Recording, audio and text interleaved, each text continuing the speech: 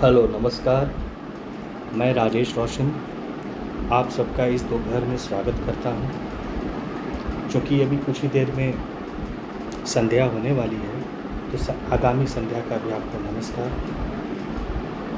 आज मैं अपना आपको संक्षिप्त परिचय दे देता हूं। मेरा नाम है राजेश रोशन और मैं जमशेदपुर शहर में रहता हूं, जो झारखंड के पूर्वी सिंहभूम जिले में है। और मैं आपको ये बता देना चाहता हूँ कि आज जो हम बात करने जा रहे हैं, आप सबके जीवन के बारे में, खुद के जीवन के बारे में, समाज, परिवार और कल्याण के बारे में। तो इधर उधर की बात न करते हुए मैं आपसे कुछ कहना चाहता हूँ कि मेरा जो यूट्यूब पर शॉर्ट्स चैनल है, जिसमें मैं बॉलीवुड के गानों पर अभिनय करता हूँ, शॉर्ट्स चैनल का नाम है राजेश रोशन 407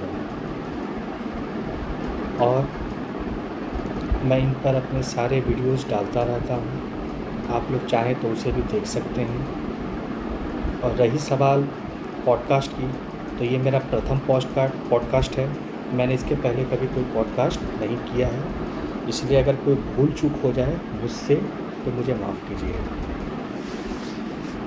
आइए अब आज आपके बारे में बात करते हैं, उन सभी युवाओं के बारे में बात करते हैं जो या तो भटक गए हैं या भटकते रहते हैं या उनको समझ नहीं आता कि हम क्या करें आगे चलकर। तो चलिए हम लोग बिगिन करते हैं और शुरू करते हैं।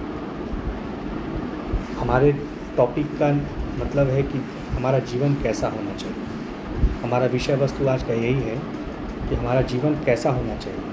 तो हमारा जीवन इस प्रकार का होना चाहिए कि लोग हमें हमारे कर्मों के लिए याद रखें, न कि हमारे दुष्कर्मों के लिए। तो सबसे पहली बात ये कि जो भी युवा इस चैनल को सुन रहे हैं, हमारे पॉडकास्ट को सुन रहे हैं, तो ज़रूर ध्यान दें और ध्यान लगा कर सुनें। मैंने अपने अनुभवों से जो सीखा है वही मैं आपको शेयर कर रहा हूँ। एक युवा है जो कभी कुछ समझ नहीं पा रहा है, उसकी पढ़ाई लिखाई ख़त्म हो चुकी है, हो सकता है उसकी नौकरी नहीं लग रही है, हो सकता है वो किसी और बाधा में व्यथित हो, तो उसकी भावनाओं को परिवार को समझनी चाहिए और उस युवा को भी अपनी भावनाएं खुलकर, अपने विचारों को खुलकर परिवार के साथ रखना चाहिए, क्योंकि परिवार ही हमारे जीवन का आधार है और वही हमारे जीवन की कुंजी है। अगर हम परिवार का साथ नहीं देंगे और परिवार हमारे साथ नहीं रहेगा तो कोई भी स्वस्थ समाज का निर्माण कभी भी नहीं कर सकता, चाहे वह कोई भी युग हो, चाहे वो आज का युग हो, आज से 50 साल पहले की बात हो या 100 साल का 11वीं शताब्दी या 10वीं शताब्दी की बात हो।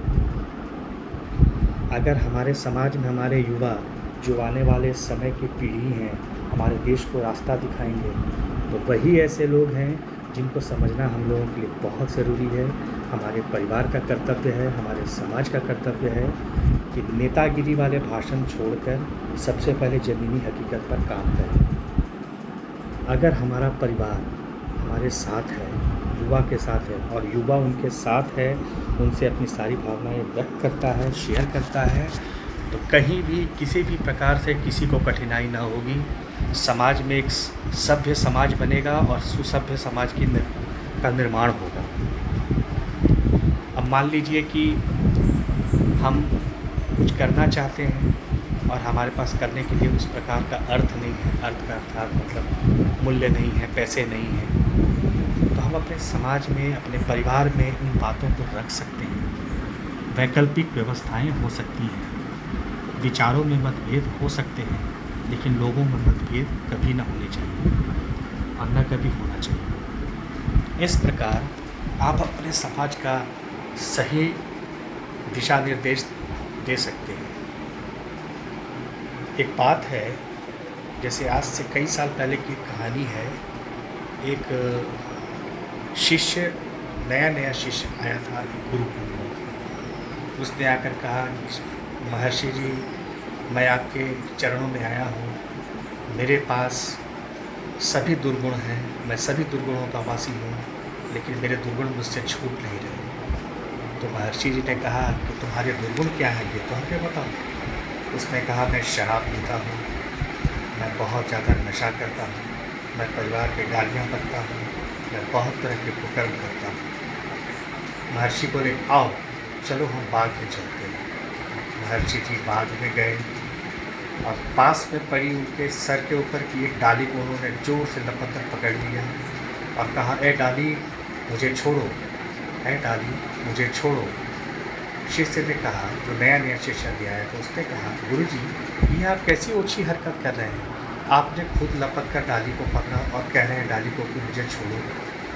तो गुरुजी बोले कि यही तो बात है बस, वो डाली मुझे नहीं छोड़ेगा, मुझे उस डाली को छोड़ना। आपके जितने दुर्गुण हैं वो आपको जकड़े हुए हैं, आपको उन्हें छोड़ना है, न कि वो आप छोड़ेंगे। इस बात को सुनकर उस शिष्य की आंखें खुल गई। उसने कहा, गुरुजी आपने बहुत बड़ी बात कह दी, आपने मेरे मन की सारी बाधाओं को दूर कर दिया। मैं आपके चरणों पे गिर जाऊँगा। और वो चरणों में गिर पड़ा। महर्षि से उठा लिए और कंधे से लगा कर, देखो समाज का हर युग में कुछ ना कुछ काम रहा है, हर समाज युग में हमेशा महत्वपूर्ण रहा है। हम समाज से जितने पास रहेंगे, जितने उसके साथ सम्मिलित रहेंगे, हमारा जीवन उसी प्रकार से बचा रहेगा। जो भी व्यक्ति या जो भी समाज या जो भी अन्य समाज अपने समाज से दूर होता है, वह कहीं न कहीं अपनी बाधा में फंस जाता है।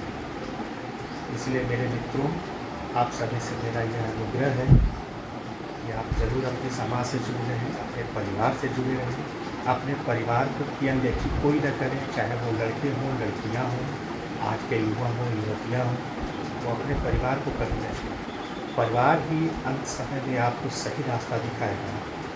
और बिना परिवार के अगर आप कोई निर्णय लेते हैं, तो कहीं न कहीं आप अपने आप को विषमताओं में जकड़ लेते हैं।